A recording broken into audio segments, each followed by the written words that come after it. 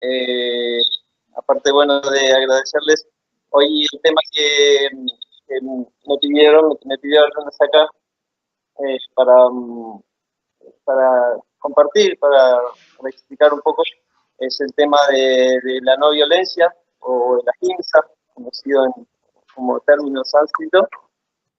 Y, en principio, quisiera hablar un poquitito de qué es, en última instancia, qué se está proponiendo en este espacio, en esta escuela que Srila Prabhupada fundó, el Movimiento para la Conciencia de Krishna. Lo que estamos tratando de compartir, de contagiar, es el proceso, el maravilloso proceso del Bhakti Yoga. Eh, y Srila Prabhupada en muchas explicaciones, sus interpretaciones, él presenta esto como una ciencia espiritual.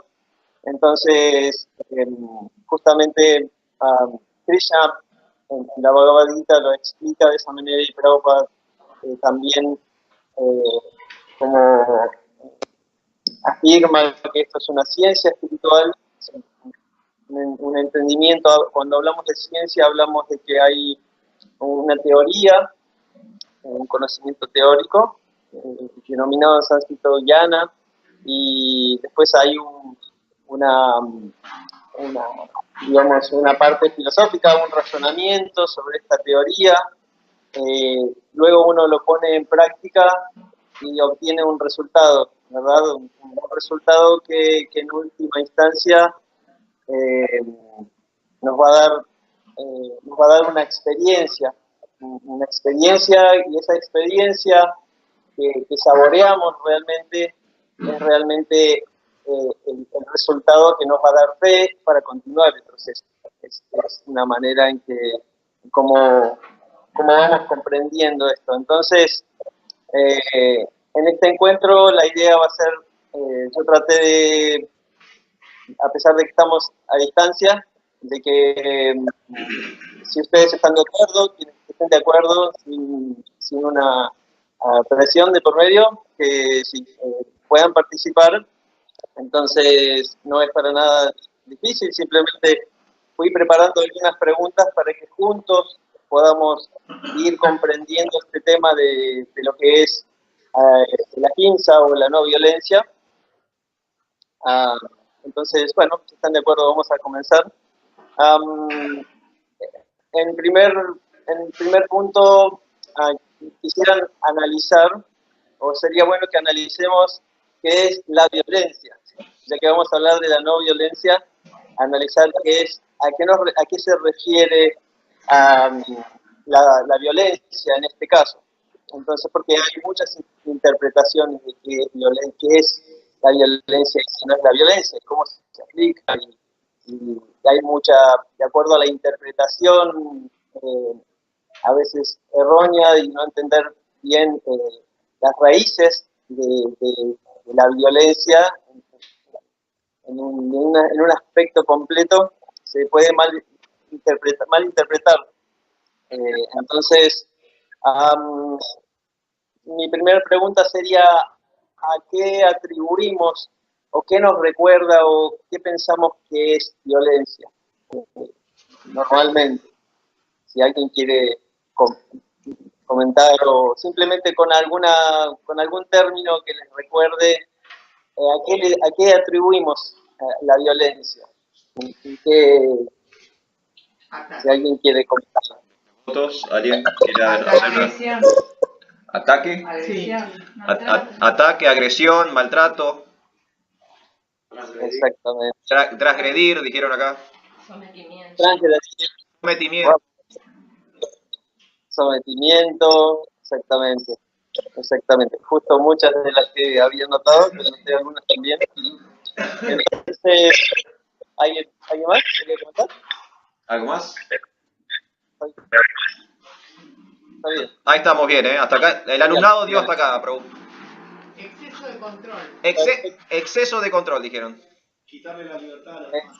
Quitar la libertad. Quitar la libertad. muy bueno, buenísimo, exactamente.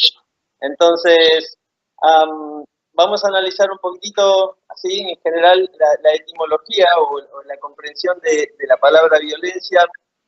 Si lo analizamos o si lo buscamos en la etimología, en el significado raíz, ¿no? De dónde viene la palabra violencia, se está refiriendo justamente violencia a violar, o a violación, o a romper algo, digamos, a desarmar algo que ya tenía una forma.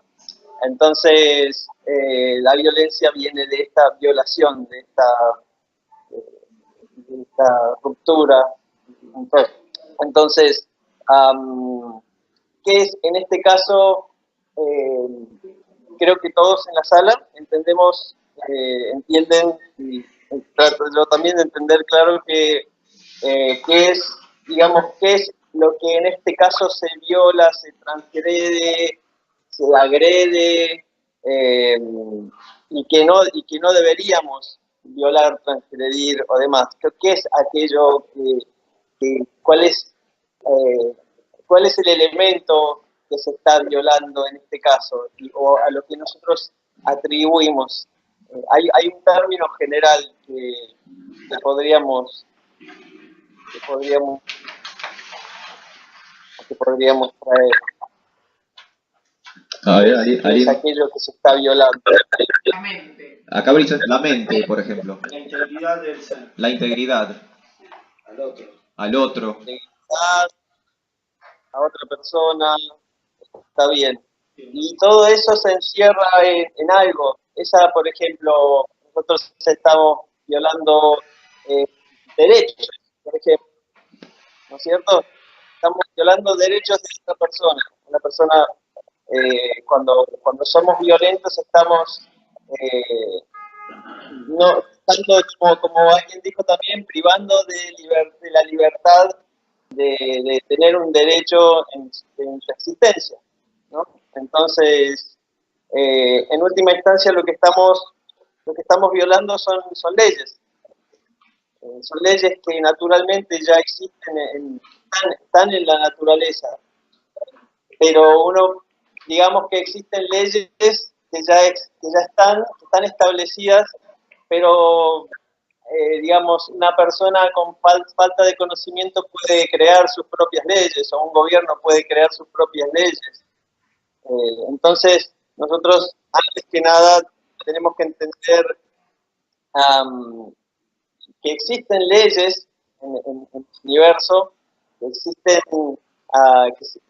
principios, digamos, y que para poder saber cómo no violarlos, cómo digamos, evitar esta violencia, nosotros debemos conocerlo, ¿verdad?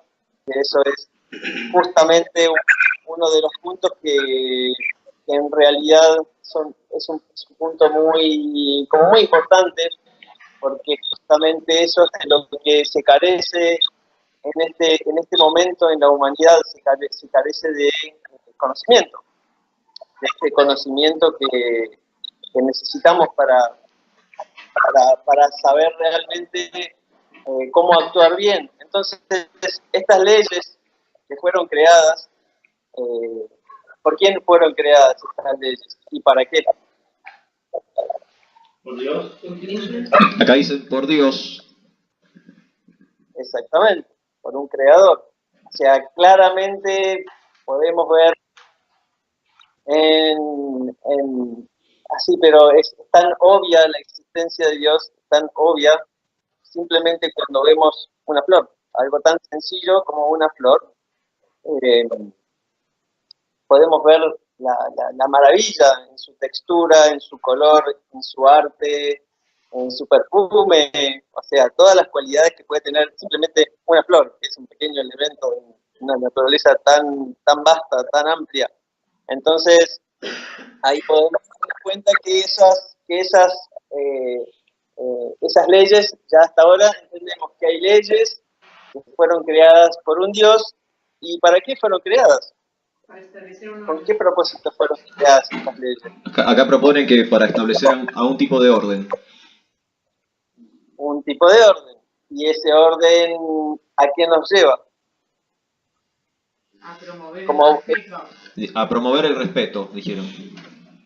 A promover el respeto, por ejemplo. El respeto es algo muy disfrutable, el respetar a otras personas. Entonces, digamos que en última instancia el objetivo de la vida que todos buscamos, ¿Cuál es el sentido de la vida, chicos? Para ustedes, ¿qué proponen como sentido de la vida? La paz. Acá dijeron felicidad. felicidad,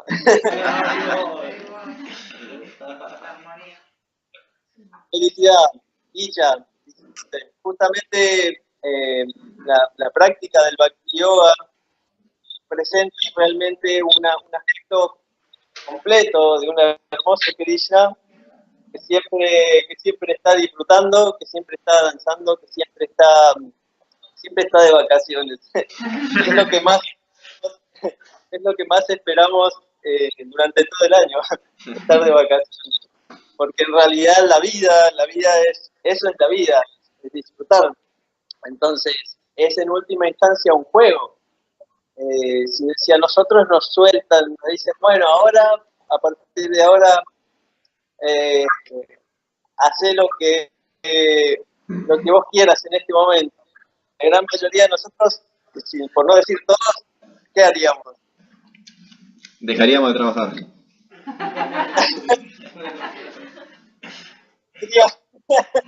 Nos iríamos a jugar. Pero incluso Krishna es tan maravilloso que él incluso nos enseña a disfrutar de trabajar. Obviamente de una manera equilibrada, porque justamente esa es la consigna en la propuesta de la conciencia de Krishna. Como ya dice en la Bhagavad Gita, uno puede practicar yoga, pues reunido en las actividades de descansar, de comer, recrearse, trabajar. Entonces, justamente el mundo espiritual o el plano espiritual que buscamos, la felicidad viene cuando hay un equilibrio. Digamos, el equilibrio es exactamente el objetivo o lo que realmente buscamos que hace que las cosas funcionen en el buen sentido, que funcionen bien. Por ejemplo, una lamparita puede prender cuando tenga equilibrado su vacío adentro, o por ejemplo, uno puede disfrutar de un lindo día cuando el calor es equilibrado, ¿no? Cuando hay un sol que uno se muere, o uno realmente disfruta cuando hay un intercambio, o por ejemplo, incluso uno puede disfrutar de una discusión o de un intercambio de ideas cuando hay un equilibrio de las personas que discuten, porque se vuelve una discusión amena, se vuelve un diálogo, no una pelea, un diálogo. Entonces uno puede sacar en un estado de una diálogo saludable, uno puede sacar conclusiones y uno puede sacar buenos resultados y es disfrutable. Entonces nos damos cuenta que ese equilibrio que está proponiendo Krishna en la Bhagavad Gita, que está proponiendo, que proponen sus devotos en su acción ejemplar en el día a día, justamente es ese equilibrio en el que uno disfruta de la vida en todos los sentidos, no solo jugando y recreándose, sino también incluso hasta trabajando. Así que hay un gusto por trabajar también. Bueno, todos lo sabemos, que a las devotas les encanta trabajar, hacer actividades para servir a los demás, cocinar cosas ricas para ofrecérselas a Krishna y compartirlas con todos, incluso jugar a algún juego saludable. Yo recuerdo que tuve una experiencia muy linda con nuestro maestro hospital, nuestro Yadananda Maharaj, que él fuimos a jugar un juego muy sencillo que se llama Yoshi. Es un juego que se juega con y unos toncitos y unas pelotitas en un parque. Y realmente él también me enseñó a jugar porque había una competencia saludable, una competencia en la que cada uno jugábamos pensando, meditando en que la habilidad que teníamos para jugar ese juego venía de Krishna.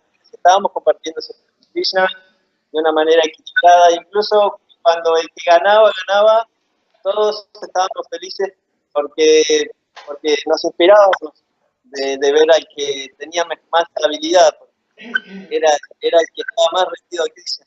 Entonces era un juego saludable, equilibrado, agradable. Entonces, volviendo al punto, ese objetivo de disfrutar de la conciencia de Krishna o del Bhakti Yoga, ese objetivo que buscamos en nuestras vidas, no solamente incluso pensando en que cuando yo me vaya de este mundo, yo voy a poder disfrutar de este equilibrio y voy a poder encontrar esta felicidad, sino que en esta misma vida, si uno practica con sinceridad, uno puede encontrar ese equilibrio adentro de uno, incluso en situaciones desequilibradas, o incluso en situaciones donde uno experimenta esa violencia de la que hablábamos hoy. Uno realmente con conocimiento uno puede no solo verse protegido de esa violencia y no sufrir esa violencia, sino también puede apaciguar y puede, generar la no violencia en el entorno, en ese entorno en particular, por ejemplo. Entonces, volviendo al punto, entonces fuimos creados justamente para disfrutar, ¿sabes? Dios es muy inteligente, Krishna que es un creador maravilloso y que comparte su disfrute con todos sus hijos, con todas sus almas. Y él lo que realmente quiere es que realmente nos contagiemos de eso y tomemos conciencia y podamos, ¿cómo se dice? Experimentar esa satisfacción, ese disfrute espiritual. Incluso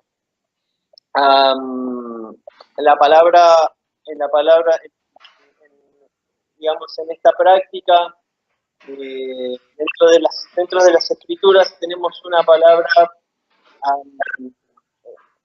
muy, muy importante que define un poco qué significaría violencia. En un sentido define como, aparte de la palabra hinsa, hay otra palabra que explica esto. Por ejemplo, estábamos hablando recién que lo que busca es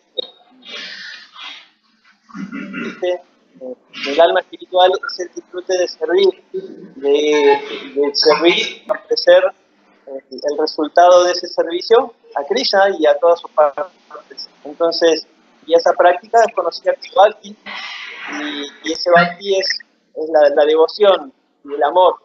Entonces, sabemos que el aspecto femenino de Dios es la energía del amor, Radha,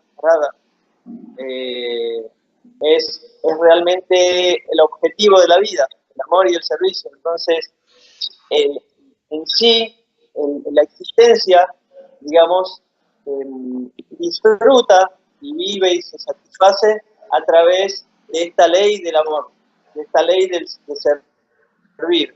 Y esa ley de servir tiene como objetivo, digamos, la dicha de entregarse a Krishna y de entregarse a las otras almas. Entonces, cuando esa ley del amor y el servicio se rompe por algún deseo egoísta, es ahí cuando se genera la violencia, ¿no? Entonces, siendo el objetivo de la vida el amor y el servicio, existe en este mundo la posibilidad de que, o más bien, está bien marcado el hecho de que donde no exista ese amor va a haber violencia. El objetivo de la vida, disfrute en la vida es el amor y el servicio. Entonces, existe una palabra en sánscrito que es aparada. Aparada significa lo opuesto a rada. Aparada significa ofensa, o digamos algo que el acto de ofender en sánscrito se dice aparada, que significa algo que se opone a rada, algo que se opone al acto de amar. Entonces, cuando nosotros no estamos practicando amor, servicio, estamos siendo violentos en un sentido. Entonces, pero en última instancia, digamos, podríamos tomar esto como algo muy elevado. Volvamos a los, digamos, a lo básico, a lo que como un inicio deberíamos comenzar a hacer en nuestros comienzos de la práctica, por ejemplo. Entonces, una pregunta es que preparé que también dice a qué viene el alma a este mundo material, digamos, cuál es el propósito por el cual venimos a este mundo material, como para poder entender qué sería lo que nosotros lo que violaríamos si no va con el propósito de venir a este mundo. O sea, ¿cuál es el objetivo de venir a este mundo material? ¿Qué piensan ustedes? ¿Qué piensan de votos? Karma. Acá hay, mira, dos opciones. Una es liberar el karma y otra es aprender. Aprender, liberar el karma, exactamente. Van absolutamente alineadas al hecho de recobrar nuestro estado natural como servidores, como amantes de Krishna. Justamente liberarnos del karma o de las acciones egoístas digamos, van a hacer que uno recobre su estado natural como servidores, como amantes de Krishna. Entonces, justamente cuando esas son las leyes para que en este mundo podamos realmente recobrar nuestro estado natural. Si existe un equilibrio y si las leyes se respetan, vamos a poder liberarnos de nuestro karma, vamos a poder recobrar nuestro estado natural, vamos a poder experimentar lo que significa vivir en un mundo donde Krishna no está presente. El alma realmente viene a este mundo a aprender que no puede vivir sin Krishna. Entonces, esta es la bendición del libre albedrío que nos da Krishna. Entonces, cuando esas leyes, ¿no?, están establecidas y hay un equilibrio más o menos estable, y existen las puertas abiertas de la religiosidad y de las prácticas de la elevación espiritual, entonces tenemos la posibilidad de aprender, como dijeron recién, de aprender, de liberar el karma, de aprender a través de, digamos, aceptar instrucciones. Uno aprende a través de un maestro, a través de una instrucción, de una persona que nos instruye. En este caso, justamente Krishna, que a través de la Bhagavad Gita nos habla, y a través de sus representantes genuinos, como Srila Prabhupada y sus seguidores y otros grandes santos dentro de la escuela, se explican y bajan a tierra estas explicaciones, estas instrucciones, para que nosotros podamos educarnos, podamos controlar nuestra mente y podamos educarnos y prepararnos para poder jugar al juego de Krishna. Porque justamente eso es lo que ocurre, digamos, en el plano espiritual. Un juego realmente es disfrutable cuando no hay trampa, cuando no hay envidia, cuando no hay... Y ese es el plano que estamos buscando. Desafortunadamente, a veces las cualidades que hemos absorbido en este mundo nos causan incomodidad, nos causan ansiedad, y enseguida queremos hacer algún tipo de trampita o queremos transgredir, o en última instancia violamos las reglas del juego, y ahí es cuando inmediatamente tarjeta roja afuera del juego. Y por eso venimos a este mundo donde la gente juega pero con trampa. Entonces ya los partidos se vuelven aburridos y se vuelven corruptos y todo se vuelve un caos. Entonces justamente como nosotros buscamos como propósito de la vida aprender, como bien dijeron, aprender este conocimiento, es justamente es esto lo que necesitamos, conocimiento justamente. La violencia viene de la falta de conocimiento. Una buena manera realmente de trascender esta violencia y de volvernos no violentos es con humildad aceptar la instrucción de Krishna a través de sus representantes, a través de sus propias palabras en la Bhagavad Gita, y siendo sinceros, siendo honestos en nuestras prácticas, no boicoteándonos nuestras propias vidas, realmente vamos a obtener un resultado, una experiencia única. Realmente, por lo menos es lo que yo puedo compartir en mi experiencia, y que realmente esto no falla, realmente este proceso es genuino, porque no falla. Ahí uno puede darse cuenta uno puede darse cuenta que viene con garantía este proceso, porque es un proceso genuino que realmente nos da un resultado casi, podríamos decir, inmediato, porque en el mismo momento que nosotros hacemos una actividad de servicio, cuando realmente la hacemos con conciencia, no solamente mecánicamente, pero la hacemos con conciencia, naturalmente en el corazón sentimos una experiencia maravillosa. No es lo mismo ofrecer alimentos así como algo mecánico, porque lo tengo que hacer, que cuando uno cocina con conciencia los alimentos y lo hace con devoción, pensando en Krishna, pensando en los devotos con quien Krishna va a compartirlo, y de esa manera naturalmente tenemos una experiencia maravillosa que nos va a dar fe, nos va a dar firmeza y nos va a dar ánimo para continuar en este proceso. Entonces, una buena manera de no ser violentos y de realmente, ¿cómo se dice?, contagiar esta no violencia, este acto este principio de ser no violentos, es siendo ejemplares, siguiendo las instrucciones, aprendiendo y poniendo en práctica con sinceridad, en la medida que vayamos incorporando estos principios devocionales, estas cualidades espirituales. Naturalmente vamos a ser no violentos por naturaleza. Eso va a ser algo muy, muy natural. Entonces, ¿qué piensan ustedes? ¿Cómo podrían, digamos, practicar en sus casas este ahimsa? Hay otros puntos también que vamos a tocar sobre la ahimsa, pero ¿cómo piensan que en el día a día pueden practicar ahimsa, esta no violencia?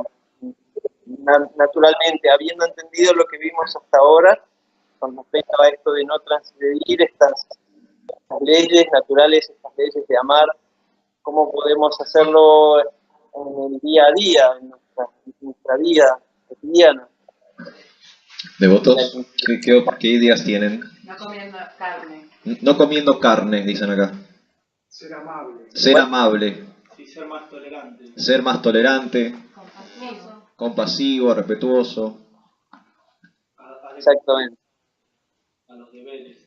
Dice ajustarse más a los deberes, a las leyes, Exactamente. a las reglas. Y que esas reglas incluso, gracias, si esas reglas realmente nos protegen, son como las leyes de tránsito, como se da el ejemplo normalmente de las leyes de tránsito, que a veces pueden que sean como a veces como, parece que nos frenaran, ¿no?, en un semáforo y que nos están deteniendo, pero en realidad nos están protegiendo. Entonces, a veces el hecho de seguir una regla, tenemos a veces la preconcepción, por lo menos hablo por mí, que fue lo que yo absorbí desde chico, que una regla era algo que no quería pasar porque tenía que abstenerme a algo, tenía que detenerme a algo que yo quería hacer, y en última instancia esa regla me protegió. Entonces, estas reglas y regulaciones nos equilibran, nos regulan, y nos enseñan a realmente a decidir nosotros, y que no decida nuestra mente por nosotros, sino que nosotros con la inteligencia, como dice la Bhagavad Gita, puestos en Krishna, poder controlar nuestra mente, poder conducirla y ¿cómo se dice?, educarla para que saboree la práctica del servicio devocional, aunque al comienzo pueda resultar incómodo, un poco austero, pero en el plano espiritual las cosas son al revés que en este mundo.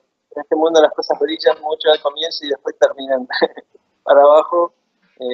Sin embargo, en el plano espiritual uno tiene que hacer un poquito de esfuerzo natural y luego todo empieza a brillar, y ese brillo permanece para siempre y cada vez brilla más. Entonces la satisfacción del corazón se manifiesta claramente y sin problemas, digamos con eficiencia, con éxito. Entonces, bueno, hay un puntito más, o dos o tres puntitos más referidos a esto de la no violencia, la ahimsa. Uno de ellos es, alguien comentó recién, que no comer carne, que es a lo que generalmente se vincula el hecho de la ahimsa. Es lo primero la primera identificación que generalmente tenemos, o a lo que se remite normalmente la ahimsa. Tal vez nosotros hablamos mucho recién, o hablé mucho sobre el tema de la ahimsa vinculado al Bhakti Yoga, la práctica del Bhakti Yoga, que está en un plano de un trabajo bastante superior, pero digamos que cuando nosotros queremos introducir a una persona en la no violencia, lo primero que le hablamos es del no, digamos, matar animales para comérselos. Entonces, y esto está referido al mismo principio del que hablamos recién, solo que en un plano bien básico, porque como Srila Prabhupada explica en sus significados, varios significados de la Bhagavad Gita, él está explicando que la no violencia o el principio de ahimsa es aquel que se practica cuando uno evita el proceso del alma para llegar al mundo espiritual, o sea, evita obstaculizar el proceso del alma, por ejemplo, quitándole su cuerpo para comérselo uno, o sea, por un deseo egoísta, por un disfrute de los sentidos de uno está cortando su proceso. El alma, sabemos como el alma transmigra de un cuerpo al otro, y cuando uno le quita su cuerpo para alimentarse uno con su cuerpo, entonces naturalmente está cortando su proceso y está obstaculizando la vida de un animal. Cuanto más consciente es ese animal, más fuerte es la reacción, digamos, peor es el delito, la violación o la violencia. Entonces, justamente lo que se evita a través de la ahimsa es no cortar el proceso de los animales, que son nuestros hermanos menores, a quienes tenemos que cuidar, proteger y acompañar en su proceso hacia Krishna. Entonces, conocemos todos ¿cómo se dice? La manifestación de Krishna, conocida como Buda, que él justamente vino con una misión específicamente la misión de frenar con la locura de la matanza de animales indiscriminada.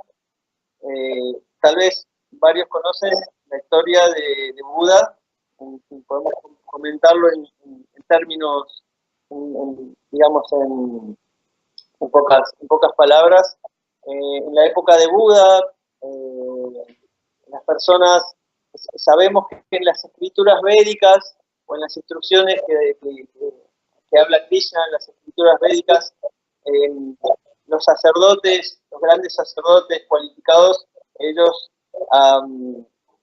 purificaban, digamos, a un alma y a través de un sacrificio en el que el animal, digamos, el alma dentro del animal, avanzaba espiritualmente cuando dejaba su cuerpo viejo y tomaba uno nuevo. Y el éxito del sacrificio era que en ese momento el alma tomaba un cuerpo nuevo. Eso no es exactamente lo que ocurrió cuando los sacerdotes se degradaron, propio de este mundo, que siempre existe la degradación. Entonces los sacerdotes de aquella época lo que hacían era matar a los animales para después ponerlos en la parrilla, no era el punto. Entonces, justamente para poder detener toda esa locura que se había hecho, digamos, se había vuelto viral, como dicen ahora, el señor Buda negó a los Vedas para enseñar a las personas, para que lo siguieran a él. Negó las escrituras védicas y dijo, no sigan lo que dicen los Vedas, están haciendo desastre. O sea, esa parte no se la dijo, pero lo dijo, no síganme a mí y tomen conciencia digamos, de que debemos respetar a los otros seres vivientes. Y porque lo que estaba viendo el señor Buda, Krishna, la forma del señor Buda, es que sin tener la actividad piadosa de respetar a otro ser viviente o ser compasivo con otro ser viviente, es imposible aceptar un conocimiento espiritual que nos eleva a la práctica espiritual básica. Entonces, sin ese requisito de ser mínimamente compasivos, de ser mínimamente respetuosos ¿cómo se dice?, considerar a los animales como seres vivientes iguales a nosotros, simplemente en una condición inferior, el alma espiritual, digamos, el practicante quien quiera elevarse al plano espiritual no puede avanzar si ese requisito no está en su conciencia. Entonces el señor Buda lo que hizo fue frenar por eso.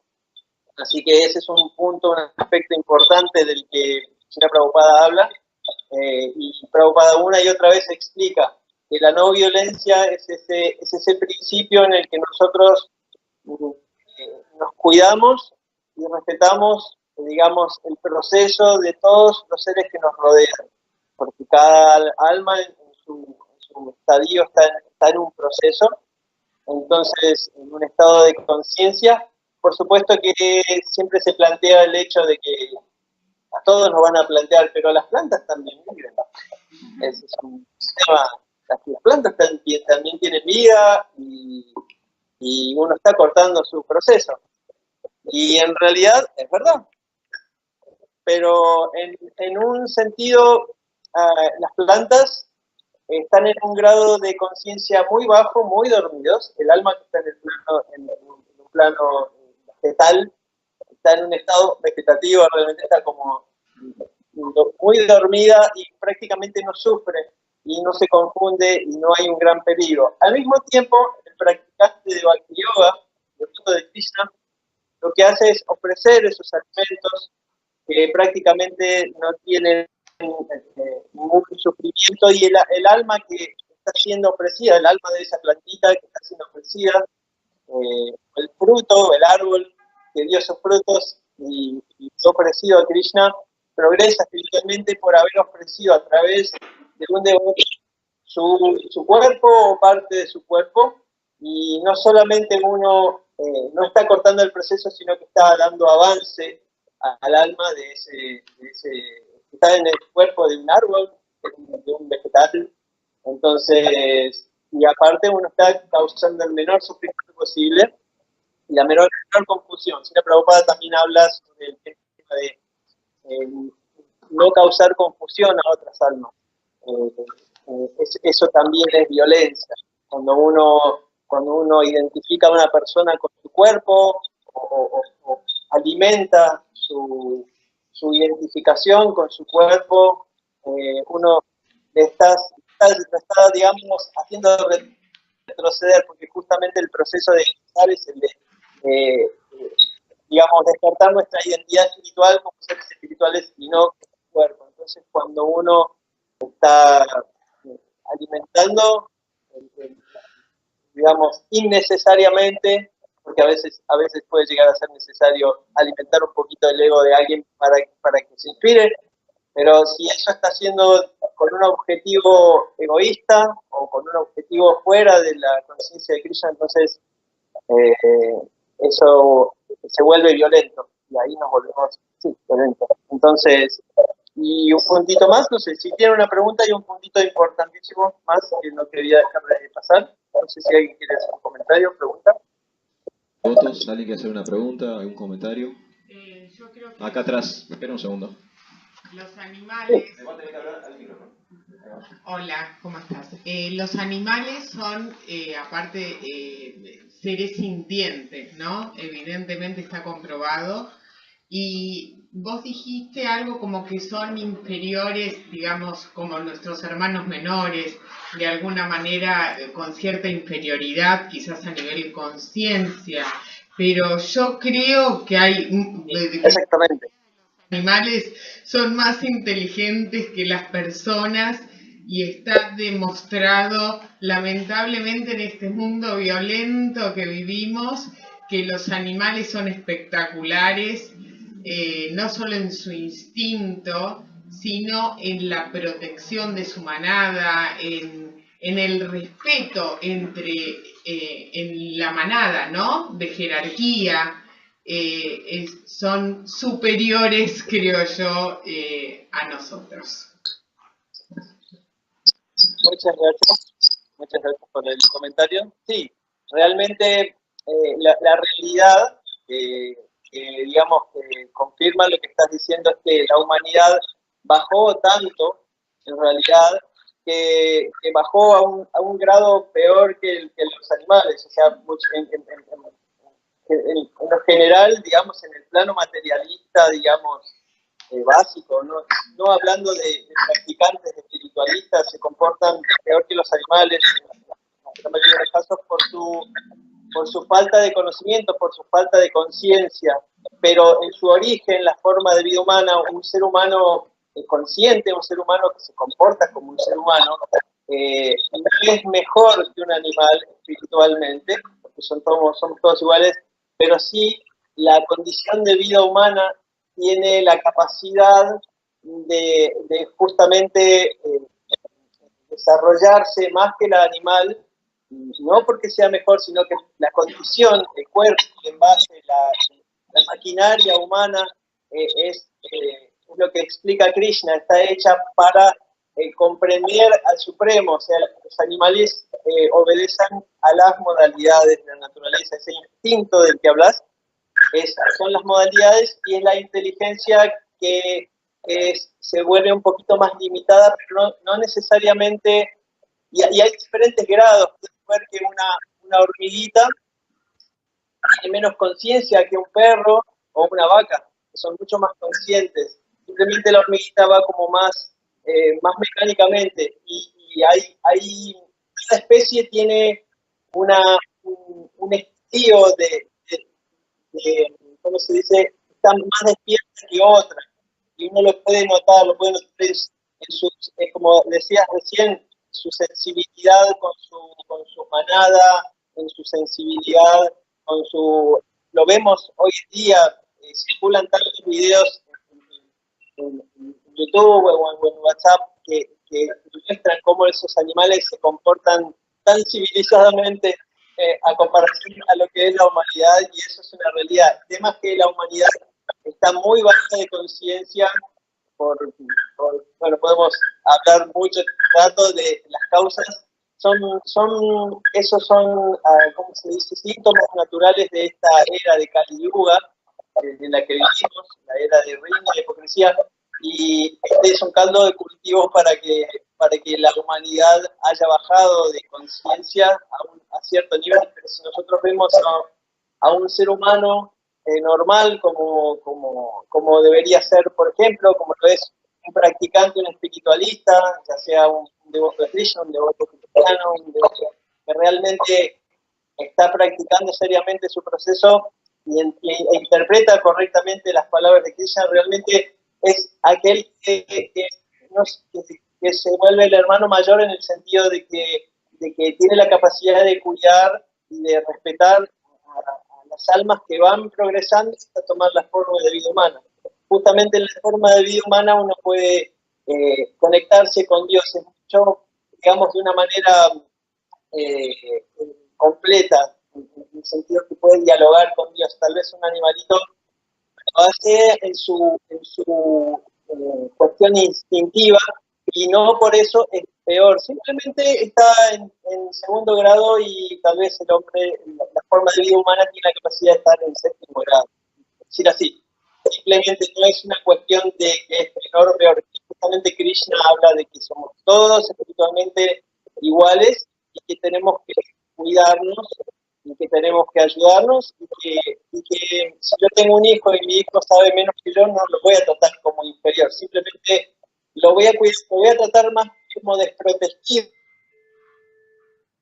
que como inferior. Lo voy a tratar de, obviamente, por haber pasado una cierta experiencia en la vida, entiendo algunas cosas más que él, pero no lo voy a tratar como menos, sino que lo voy a tratar como... Es una cuestión de conciencia, como decíamos hace un ratito.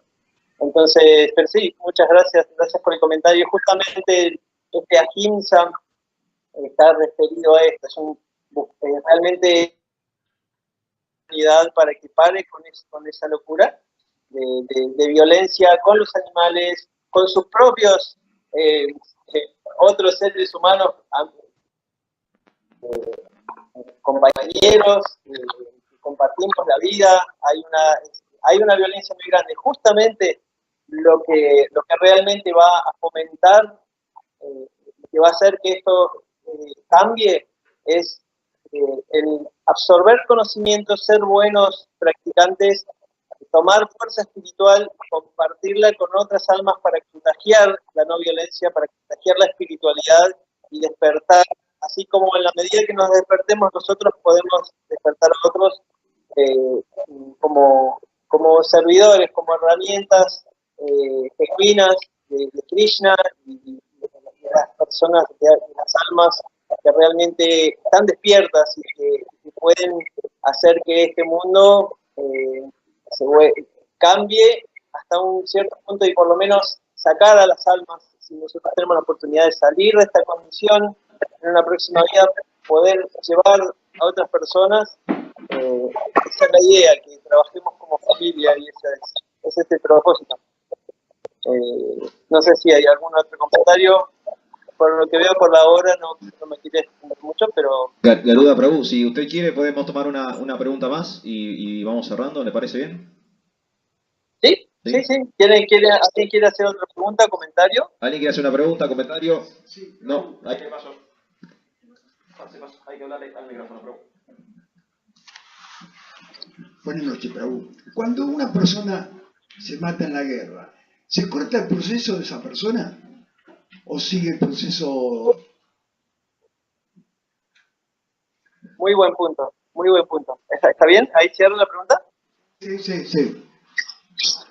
Genial, muchísimas gracias. Muchas gracias por su pregunta. Justamente iba a hablar de ese punto, Krishna. Justamente estaba por traer el punto de, nosotros aprendemos el Bhakti Yoga a través de un diálogo del Señor Krishna, de Dios, con su devoto en medio de una guerra. Entonces, normalmente identificamos una guerra como algo violento, ¿verdad?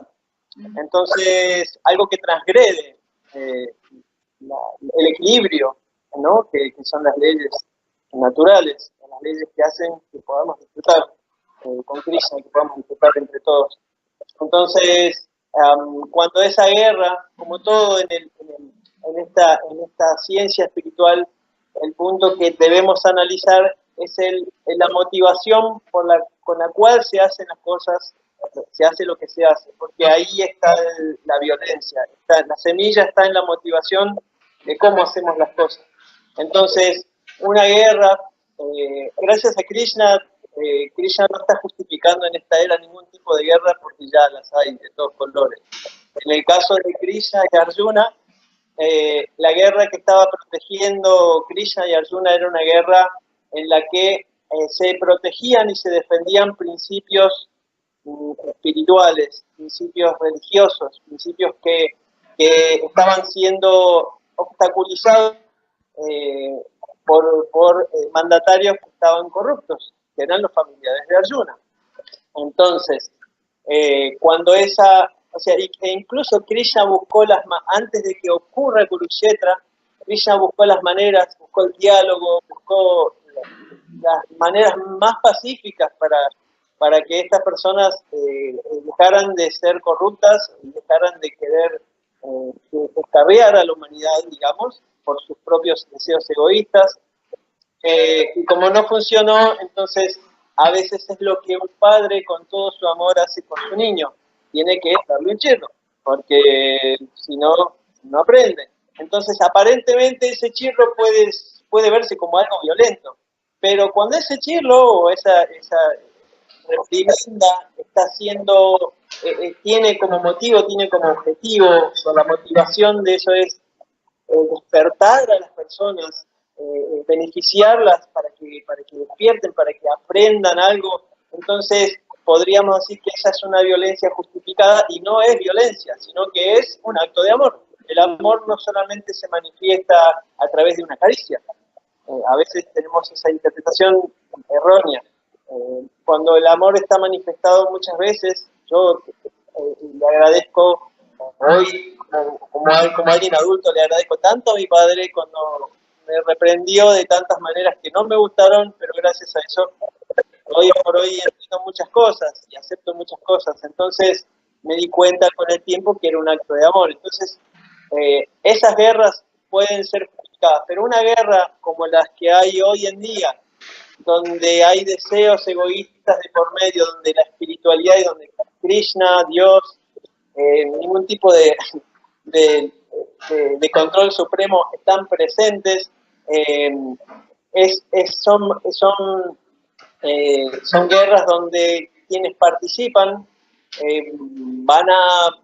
siguen manteniéndose dentro de esta existencia material por participar, ya sea por ignorancia, ya sea por una mala intención, por malos deseos. El alma en esa guerra sufre cortar su proceso antes de tiempo y las misericordiosas leyes del karma lo van a ayudar a que en la próxima vida no vaya a querer participar de ser de una guerra a la que incluso van, esos pobres soldados van, ni siquiera saben por qué. O sea, uno puede haber visto infinidad de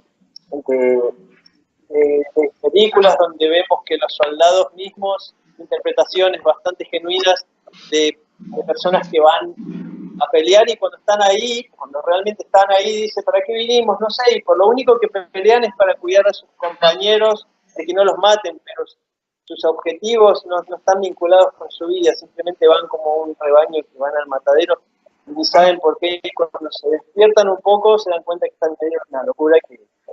Entonces, la realidad es que la reacción o lo que ocurre a esas almas es similar a un asesinato, no hay diferencia, es un asesinato en el que uno aprende. En última instancia, todas las almas aprendemos en esas circunstancias, aprendemos porque nos despierta, esos shocks, esas experiencias nos despiertan, nos hacen reflexionar y avanzamos. De una u otra manera, Entonces, pero eso no significa que nosotros fomentemos eso. Nosotros tratamos de que las almas avancen a través de un proceso armonioso, misericordioso, como es el proceso de Bhakti Yoga, en el movimiento de Sankirtan, de cantar los nombres de Krishna sin ningún tipo de violencia física que ya sobra. Entonces, no sé si responde eso a la pregunta. Sí, sí, sí. Sí, perfecto, perfecto, Prabhu. Muchísimas gracias. Vamos a darle un muy fuerte aplauso a nuestro orador el día de hoy, a Prabhu.